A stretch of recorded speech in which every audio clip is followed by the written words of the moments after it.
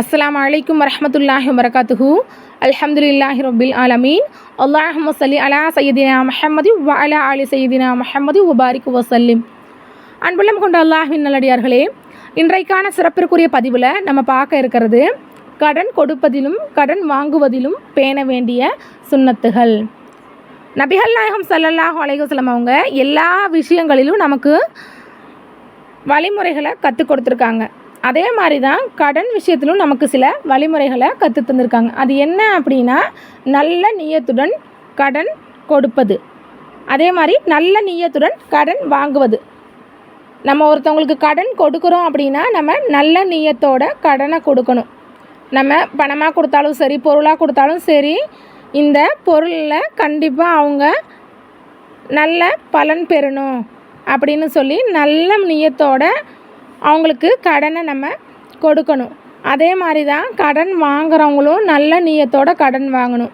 இந்த கடனை நம்ம திருப்பி அவங்களுக்கு நிறைவேற்றிடணும், அவங்களுடைய கடனை சீக்கிரமாக நம்ம திருப்பி அடைச்சிடணும் அப்படிங்கிற நல்ல நியத்தோட நம்ம கடனை வாங்கணும். நம்ம ஒருத்தர்கிட்ட கடன் வாங்கும்போது திருப்பி கொடுக்கணும் அப்படிங்கிற நியத்தோட கடன் வாங்கணும். அப்படின்னா தான் அல்லாஹு தாலாவும் அந்த கடனை நம்ம திருப்பி அடைக்கிறதுக்கு உதவி செய்வான். நம்ம மாறாக ஒருத்தவங்கக்கிட்ட கடன் வாங்கும்போது திருப்பி கொடுக்கணும் அப்படிங்கிற எண்ணமே இல்லாமல் கடன் வாங்கணும் அப்படின்னா அல்லாஹு தாலாவும் நமக்கு அந்த கடனை அடைக்கிறதுக்கு உதவி செய்ய மாட்டான். நம்ம கடன் விஷயத்தில் அலட்சியமாக இருந்துடக்கூடாது. ஏன் அப்படின்னா, மறுமை நாளில் அல்லாஹு தாலா நாடினா அப்படின்னா எல்லா பாவத்தையுமே மன்னிப்பான், 3 பாவங்களை தவிர. அந்த 3 பாவம் என்ன அப்படின்னா, கடன், வாக்கு, அமானிதம். இந்த 3 பாவங்களை தவிர அல்லாஹு தாலா நாடினா அப்படின்னா நம்மளுடைய எல்லா பாவத்தையும் மன்னித்து விடுவான். இந்த 3 பாவத்தில் கடன் அப்படிங்கிறதும் ஒரு முக்கியமான விஷயமாக இருக்குது. அதனால் கடன் விஷயத்தில் மட்டும் எப்போவுமே அலட்சியமாக இருக்காதீங்க. நம்ம ஒருத்தவங்க கிட்ட கடனை வாங்கிட்டு அந்த கடனை திருப்பி அடைக்கிறதுக்கு நமக்கு சக்தி இருந்தும் நம்ம அதை அடைக்காமல் அலட்சியமாக இருக்கிறோம் அப்படின்னா அது மிகப்பெரிய பாவமாகும். அந்த கடன் கொடுத்த நபர் நம்மளைய மன்னிக்காத வரைக்கும் அல்லாஹு தாலாவும் நம்மளைய மன்னிக்க மாட்டான். அதே மாதிரி கடனை நிறைவேற்ற முடியாதவர்களுக்கு அவகாசம் தருவது. நம்ம ஒருத்தவங்களுக்கு கடன் கொடுத்துருக்கோம் அப்படின்னா அவங்க அந்த கடனை நமக்கு திருப்பி கொடுக்க முடியலை, அவங்க ரொம்ப கஷ்டத்தில் இருக்காங்க அப்படின்னா நீங்கள் அவங்களுக்கு கொஞ்சம் அவகாசம் கொடுங்க, கொஞ்சம் டைம் கொடுங்க. நிறைவேற்ற முடியாதவர்களிடம் வாங்காமல் மன்னிக்க முடியுமெனில் மன்னித்து விடுங்கள். நம்மக்கிட்ட ஒருத்தவங்க கடன் வாங்கியிருக்காங்க, அவங்களால அந்த கடனை திருப்பி நிறைவேற்றவே முடியாது அப்படின்னா உங்ககிட்ட வசதி இருந்துச்சு அப்படின்னா நீங்கள் அல்லாஹு தாலாவுக்காக அவங்கள மன்னித்து அந்த கடனை வேணாம் அப்படின்னு நீங்கள் சொல்லிடுங்க.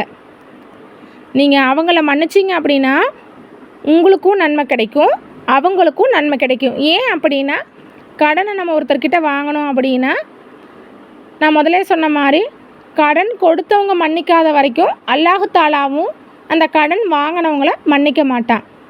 அதனால் நீங்கள் அந்த கடனை மன்னிச்சிட்டிங்க அப்படின்னா அல்லாஹு தாலா அவங்களையும் மன்னிச்சிருவான், உங்களுக்கும் நன்மைகளை கொடுப்பான். அதே மாதிரி உங்கள் தாய் தந்தை, உங்கள் சகோதர சகோதரிகள், உங்களுடைய உற்றார் உறவினர்கள் யாராவது கடன் வாங்கிட்டு அந்த கடனை திருப்பி கொடுக்காம மரணிச்சிட்டாங்க அப்படின்னா நீங்கள் அந்த கடனை நிறைவேற்றிடுங்க. அப்படி நிறைவேற்றினீங்க அப்படின்னா உங்களுக்கு நன்மை கிடைக்கும், அவங்களையும் அல்லாஹு தாலா மன்னிச்சிருவான்.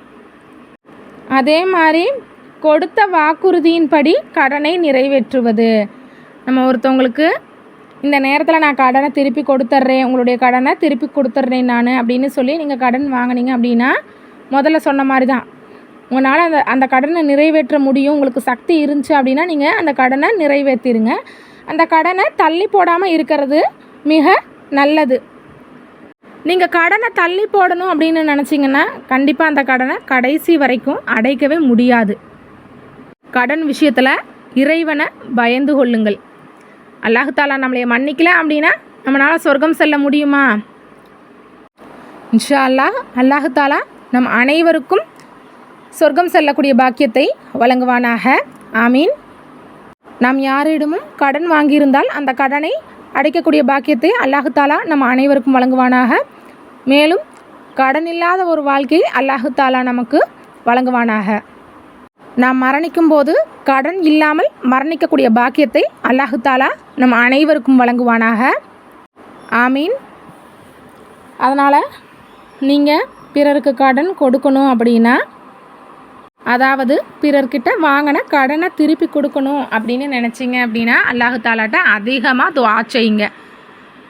நீங்கள் துஆ செய்யும்போது இந்த ஒரு துஆவையும் ஓதி துஆ செய்யுங்க.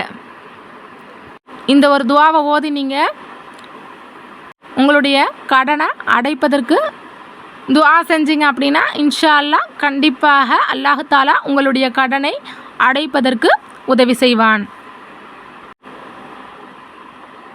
கடன் சுமை நீங்க ஓத வேண்டிய துஆ. பிஸ்மில்லாஹிர் ரஹ்மானிர் ரஹீம். அல்லாஹும் மக்ஃபினி பி ஹலாலிக்க அன் ஹராமிக்க வ அக்னினி பி ஃபலுலிக்க அம்மன் சிவாக்க. பொருள்: யா அல்லாஹ், நீ விலக்கியதை விட்டும் நீ ஆகுமாக்கியதை கொண்டும் எனக்கு போதுமாக்குவாயாக. மேலும் உனது கிருபையை கொண்டு உன்னை தவிர உள்ள அனைத்தையும் விட்டும் என்னை தேவையற்றவனாக ஆக்குவாயாக. ஆமீன். அல்ஹம்துலில்லாஹி ரப்பில் ஆலமீன். அல்லாஹும்ம ஸல்லி அலா சய்யிதினா முஹம்மதி வ அலா ஆலி சய்யிதினா முஹம்மதி வ பாரிக் வஸல்லிம். இந்த பதிவு உங்களுக்கு பிடிச்சிருந்துச்சு அப்படின்னா இந்த சேனலை லைக் பண்ணுங்கள், ஷேர் பண்ணுங்கள், சப்ஸ்கிரைப் பண்ணுங்கள். இந்த வீடியோவில் உள்ள கருத்துக்களை கமெண்ட்டில் சொல்லுங்கள். அல்லாஹ் போதுமானவன். அஸ்ஸலாமு அலைக்கும் வரஹ்மத்துல்லாஹி வபரகாத்துஹு.